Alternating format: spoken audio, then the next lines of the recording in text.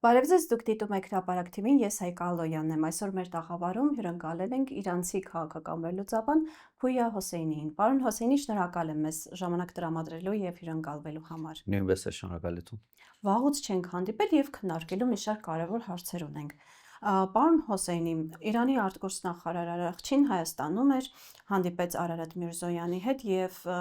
ելույթի ժամանակ ասաց, որ տարածաշրջանում իրավիճակը շատ լարված է, պայթյունավտանգ է։ Արդյոք դա խոսում է այն մասին, որ Ադրբեջանը կամ Թուրքիան կարող է որոշակի պատերազմական գործողությունների ինիցիատոր դառնալ։ Այսօր երկու հանգաման կա, մեկ Անդրկովկասի տարածաշրջանում տեսնում ենք, որ անընդհատ Ադրբեջանը լարվածություն է ստեղծում, էսկալացիա է ստեղծում, մեկ է Թուրքիայի ներքին իրավիճակ է, որ կարող է ներքին խնդիրներից ուշադրությունը շեղելու Թուրքիայի ինչ-որ արտաքին գործողություններ զավալի, դա անհայտ է, որովհետև դա Էրդողանը միշտ նման մեթոդներին դիմել է ներքին խնդիրները լուծելու համար, արտաքին խնդիրները ստեղծել եւ երկրորդը մերձավոր արևելքի խնդիրներ են ականատես ենք, որ Թրամփի վարչակազմից հետո հութիների դեմ ինչ-որ ռազմական գործողություններ է ստեղծել, կարող է Իսրայելի ազդեցություն տակ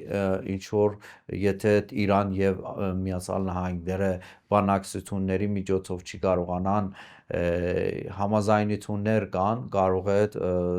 էսկալացիա լինի նաև հակամարտություն ինչ-որ չափով լինի նաև մերձավոր արևելքում։ Դրա համար շատ պայթունավետանգ է, եթե Իրանի վրա ինչ-որ գործողություններ լինի, ռազմական գործողություններ կամ Իրանի համար ինչ-որ խնդիրներ լինի, կարող է Ադրբեջանը Թուրքիայի առիթից օգտվեն եւ դարաշրջանում Անդրկովկասում ինչ-որ խնդիրներ սարքեն Հայաստանի համար, որովհետև Իրան սպասում են այդ առիթին, եթե Իրանը թույլանա, Իրան կարող է իրանց նկերդումները իրականացնեն, դրա մասին է խոսել Իրանի արտաքին գործերի նախարարը եւ դրա համար է ասել ինչքան հնարավոր է կողմերը փորձեն շուտ այդ համաձայնությունը ստորագրել։ Իսկ խաղաղության պայմանագիրը արդյոք այդ վտանգը կչեզոքացնի, պարոն լիարժեք ոչ մի խաղաղություն պայմանագիր չի կարող այդ վտանգները չեզոքացնի, բայց որոշ դեպքում, որոշ չափերով կարա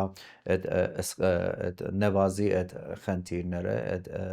սպառնալիքները տարածաշրջանում եւ ժամանակավոր գոնե խաղաղություն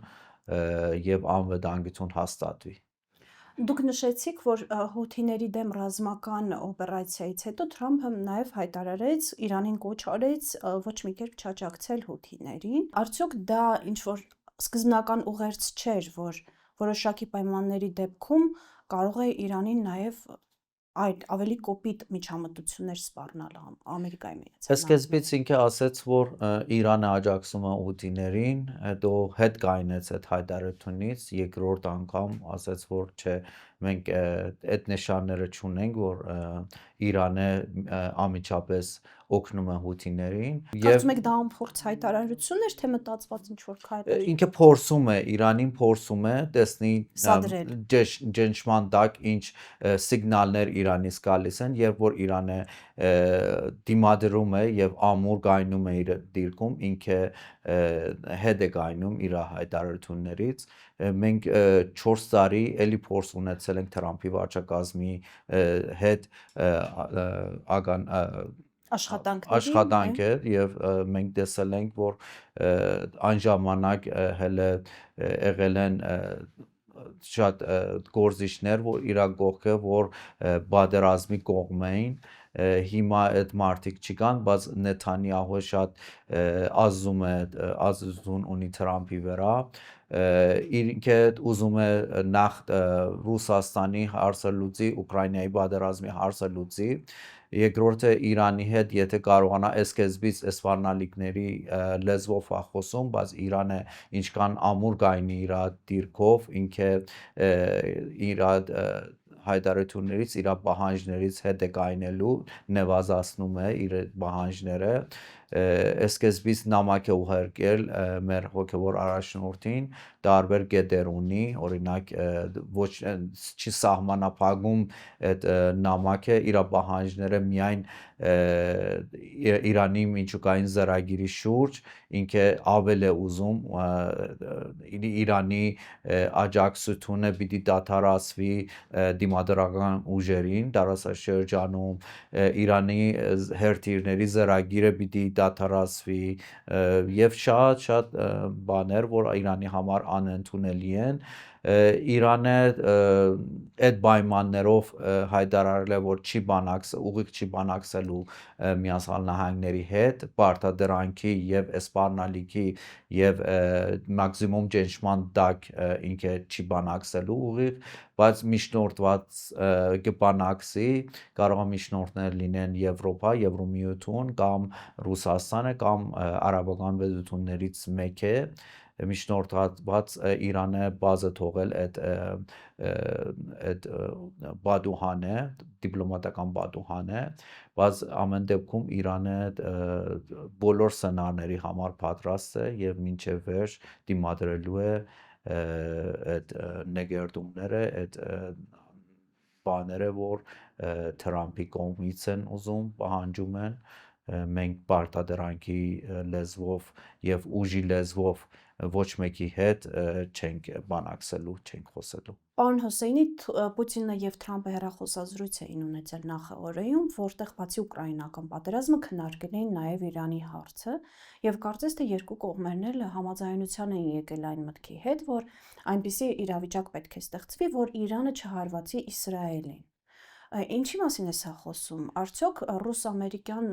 հարաբերությունների կարգավորման ֆոնին Ռուսաստանը որոշակի հետքայլ է անում այս տարածաշրջանում իր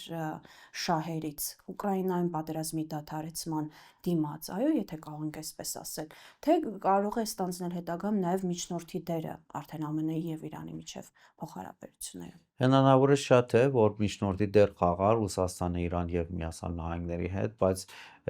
ոչ մի կողմը եթե բանակցում են իրանց խնդիրները լուծեն, չի պիտի Իրանի հաշվով ինչ որ խնդիր լուծեն, դա Իրանի համար անընդունելի է, Իրանը ունի տարածաշրջանում իր սեփական շահերը, իր սեփական անվտանգությունը եւ առաջնային են Իրանի համար իր սեփական շահերը եւ անվտանգությունը, եթե Իսրայելի կողմից ինչ որ սպառնալիք լինի Իրանի նկատմամբ, Իրանը ոչ մի կողմը հաշվի չի առնի, ոչ մի կողմի շահը հաշվի չի առնի եւ պատասխան կտա այդ սպառնալիքներին եւ միայն իր սեփական շահը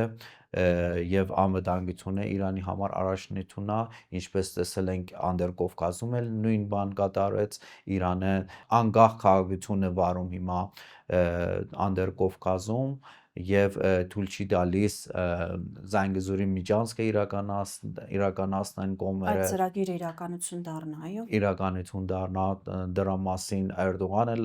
խոսել է, որ միայն Իրանի գործունը մինչև հիմա թույլ չի տվել, որ Իրան կարողանան իրականացնեն Զանգեզուրի միջանցքը, սա ցույց է տալիս Իրանը գործուն է, Իրանը սեփական շահեր ունի եւ իր անվտանգությունի հետ համար ոչ մի կողմը հաշվի չի առնում, բայց Հայաստանի հետ Իրանը ունի համատեղ անվտանգությունի խնդիրներ, մեր անվտանգությունը եւ շահերը փոխկապված են, մենք բնական դաշնակիցներ ենք եւ պետք է Իրան եւ Հայաստանը անվտանգությունի ոլորտում էլ համագործակցություններ ունենան, որ կարողանան համատեղ չեզոքացնեն այդ սպառնալիքները, որ հակառակ կողմից գալիս է։ Դուք խոսեցիք Իսրայելից եկող վտանգի մասին, որը բավականին սպառնալի է, հա, այսինքն առարկայական է։ Մենք գիտենք, որ Նեթանյահուն սիրում է երբեմն նաև սյուրպրիզներ անել, ինչպես եղավ վերջերս Գազայի հարցում, պարզեր, որ ամերիկացիներին ասենց տհաճ անակնկալ էր մատուցել։ Այս պարագայում Թուրքիայի ստացվում է, որ Թուրքիան եւ Ադրբեջանը, եթե համատեղ ուժերով հարձակվեն Հայաստանի վրա, Իրանը արդյոք ռազմական ուժով կպատասխանի։ Եթե Զանգեզուրի միջանցքը հանդիսանում է Իրանի համար նաև ազգային անվտանգային խնդիր, թե բանակցություններ միշտ կարելի է այդ հարցը նաև բանակցություններով լուծել։ Մինչև հիմա Իրանը կարողացել է բանակցությունների միջոցով եւ այլ ռազմական մասեջներով, ինչպես որ վերջին տարիներ քանի անգամ զորավարժություն արեց Արասկեդի մոտակայում, ռազմական մասեջներ ուղարկեց եւ նաեւ դիպլոմատական Իրանի քանի տարի դիպլոմատական աշխատանքները եւ փորձը դարաշրջանում մինչեւ հիմա չզուգացել է եւ ամեն ինչ Իրանը գանի, որ դիպլոմատական միջոցով այդ հարցերը լուծի։ Իրանի արտաքին գործերի նախարարը դրա մասին էլ խոսել է, ասել է Իրանի համար անընդունելի է ուժի միջոցով ինչ որ դարաշրջանում այստեղ հարցեր լուծվի, պիտի միանշանակ դիպլոմատական ճանապարհով լինի եւ դրա համար է Իրանը շտապում է, որ խաղաղությունի պայմանագիրը ստորագրվի, որ հետո առիթ չլինի հետագայում հակառակորդ կողմը օգտվի առիթից եւ կարողանա ինչ-որ սպառնալիքներ ստեղծի Հայաստանի համար։ Ադրբեջանի մասով Քնեսետում, Իսրայելի Քնեսետում հայտարարություններ հնչեցին, հետո Նեթանյահուի գրասենյակը պատասխանով հանդես եկավ, որ իրենք փորձելու են այնպես անել, որ ձևավորվի Ադրբեջան, Իսրայել, ԱՄՆ եռակողմ դաշնակցային ֆորմատ, որ Ադրբեջանը ներառելու են այդ աբրահամյան երկրների համակարգում, այո, արդյոք Իրանում մտահոգված են Ադրբեջանի եւ Իսրայելի այդքան շատ խիստ սերտաճած դաշնակցային հարաբերությունները։ Միանշանակ Իրանը վերահսկում է իրավիճակ է եւ Ադրբեջանը խնդիրը Իրանի համար լուրջ է, բայց այդքան Իրանը այդ ուժը ունի, որ Ադրբեջանին չզոքացնի, եթե Ադրբեջանի կողմից ինչ որ սպառնալիքներ լինեն Իրանի համար, Ադրբեջանի համար կորզանարար կլինի այդ եթե նման քայլի գնա եւ որովհետեւ Իրանին հարևան է եւ բոլոր թիրախները Իրանի թիրախը կլինի Իրանը բազմաթիվ զգուշացել է հարևաններին, եթե ձեր միջոցով, ձեր տարածքում ինչ որ սպառնալիք լինի Իրանին, ձեր տարածքը, ձեր երկիրը Իրանի համար օրինական թիրախ է դառնալու եւ Իրան պետք է հետեւություն անեն, եթե իրանց նման խնդիրներ ստեղծեն Իրանի համար, շատ ավելի մեծ խնդիրներ կունենան հենց իրանք։ Պարոն Հոսեյնի, դուք նշեցիք, որ հարևաններին նախազգուշացում է արվել եվրոպացի դիտորդների առկայություն Հայաստանում, Հայաստանի Հանրապետության վարչապետի պաշտոնը զբաղեցնող Նիկոլ Փաշինյանը պարբերաբար միջանցքի վերաբերյալ հայտարարություններով է հանդես եկել, որից հասկանալի է, որ ինքն այդքան էլ դեմ չի, որ այդ միջանցքով երթևեկեն ադրբեջանցիները, իհարկե մենք հասկանում ենք իրականում, թե այդ միջանցք ասված ինչ կարգավիճակ է ունենալու, խոսել է Մեղրիի միջանցքի մասին։ Այս ամեն ինչը արդյոք հավանական է դարձնում այն սցենարը, որ մի գեղեցիկ օր մենք կարող ենք հայտնաբերել, որ որևէ մեկի թեթև ձեռքով Հայաստանը Իրանի համար այլևս համարվում է թշնամի պետություն։ Իրանի արտաքին գործերի նախարարի այցը Հայաստանում վերահաստատում է իր նորից Իրանի սկզբունքային հարցերը Հայաստանի սահմանի անփոփոխությունը, գեոպոլիտիկ փոփոխությունի անընդունելիությունը դարաշրջանում եւ դարաշքային ամբողջականությունը պահպանում է, նորից Իրանը իր սկզբունքները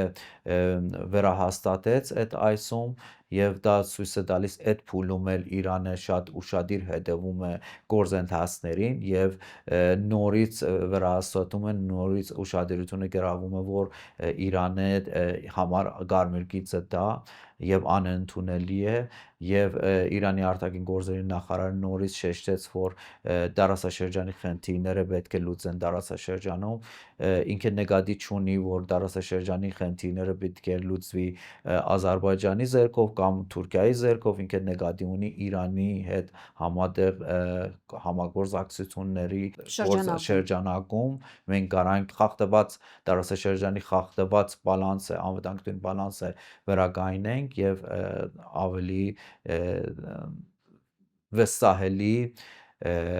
խաղաղություն հաստատենք դարաշրջանում։ Բայց տեսեք, Հայաստանի իշխանությունները Եվրոպայի հետ փոխհամագործակցության մասին են խոսում, արտգործնախարարության փոխնախարարը հայտարարում է, որ եվրոպացի գործընկերների հետ քննարկել են անվտանգային հարցեր։ Իհարկե մենք գիտենք անվտանգային հարցեր իրենք ասելով ինչ նկատի ունեն, դա դաշտային ինչ որ շրջիկ շտապօգնության մեքենաներ են կամ շտապօգնություն ցապվելու համար ինչ որ բաներ, որովհետև եվրոպացիները հայտարարեցին, որ Հայաստանին օգնություն են տրամադրում ոչ մահաբեր զենք, այսինքն ոչ մահաբեր բնույթ ունեցող պարագաների գնման համար, սակայն այս ռետորիկան արդյոք ընկալվում է Իրանի կողմից որպես լրջագույն սպառնալիք Հայաստանի կողմից։ Իրանի կողմը տարբերաբար Հայաստանի հետ խորհրդակցում է նման համագործակցությունների եւ Հայաստանը վստահացնում է տարբերաբար, որ իր համագործակցությունը Եվրոպայի հետ Իրանի դեմ չի եւ Իրանը դա զգուշացել է եւ եթե Իրանի դեմ լինի նման համագործակցությունը Իրանի համար մտահոգիչ են եւ Իրանի համար խնդիր են, բայց եթե Արևմուտք եւ Հայաստանի հարաբերությունները Իրան եւ Հայաստանի հարաբերություններին չի խոչընդոտեն եւ այդ հարաբերությունները Իրանի դեմ չի լինեն, Իրանը խնդիր չի տեսնում, բայց ամեն դեպքում վերահսկում է իրավիճակները ուշադիր եւ եթե նորի խնդիր տեսնի, նորից կբարձրաձայնի։ Եվ վերջին հարցը պարոն Հոսեյնի, Իրանում պատրաստվում են պատերազմի։ Իրանը դարիներ շարունակ պատրաստում է պատերազմին, որովհետև եթե ուզում եք խաղաղություն, պետք է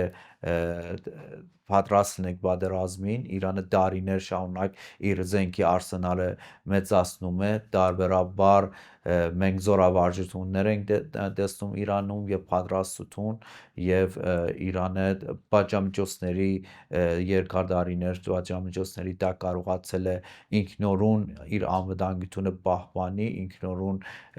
իր զինված ուժերը շատ բարձր մակարդակով պահի, զենքեր ստեղծի եւ զենքի արտադրություն ունենա, որ կախված չի լինի այլ երկրներին եւ ինքը կունենա սեփական անվտանգությունը, սեփական զենքները, որ կարողանա դիմակայի իր դեմ սպառնալիքներին ոչ մի երկիր այդքան դարի չի եղել, որ այդ Պատժամիջոցների տակ այդ աստիճան տասնյակ սպառնալիքների տակ լինի, բայց կարող Իրանին հաջողվել է, որ իր անվտանգությունը, սեփական անվտանգությունը այդ իրավիճակում պահպանի։ Պարոն Հոսեյնի, ձեր խոսքից եւս մեկ հարց եմ ուզում բխեցնել, ինչպես ասում են, հերվից նայողը ավելի լավ է տեսնում տեղի ունեցողը։ Երբ որ դիտարկում եք Հայաստանի իշխանությունների կողմից անընդհատ առաջ մղվող այսպես կոչված խաղաղության դարաշրջան, խաղաղության քննարկումներ եւ այլն, խաղաղության բառի օգտագործմամբ տարբեր գործընթացներին անվանումներ տալը, արդյոք դա խաղաղության գործընթացի մասն է Ադրբեջանի հետ այսօր ինչ կատարվում է։ Դե Ադրբեջանը մեր համար ականատես է, հստակ է, որ Ադրբեջանը խաղաղություն չի ուզում, որովհետև իրանց նկերդումները շատ ավելի են այդ դարաշրջանում Իրան, եթե իրանցով լինի, չեն ուզում Հայաստանը գոյություն ունենա, հայ ժողովուրդը այդ դարաշրջանում գոյություն ունենա, դա փանթուրքիզմի ծրագիր է, բայց Իրանը զսպող ուժ է հանդիսանում դարաշրջանում եւ ինչքան նման երկիրները, որ Հայաստանի շահը իրանց համար կարևոր է, փոխկապված են Հայաստանի շահը եւ անվտանգությունը, Հայաստանը կարողանա շատ մոդիկ լինի, շատ լայն համագործակցի, կարողանում է իրանց միջոցով կոնե ինչ որ չափով չեզոքացնի հակառակորդի սպառնալիքներին։ Պարոն Հոսեյնի, շնորհակալ եմ մեզ ժամանակ տրամադրելու եւ Նույնպես հետաքրքիր շնորհակալություն։ զրույցի համար։ Հիշեցնեմ այսօրվա մեր զրուցակիցն էր իրանցի քաղաքական վերլուծաբան Փույա Հոսեյնին։ Ես Հայկ Ալոյանն եմ, դուք դիտում եք Հրապարակ TV-ն, հաջողություն։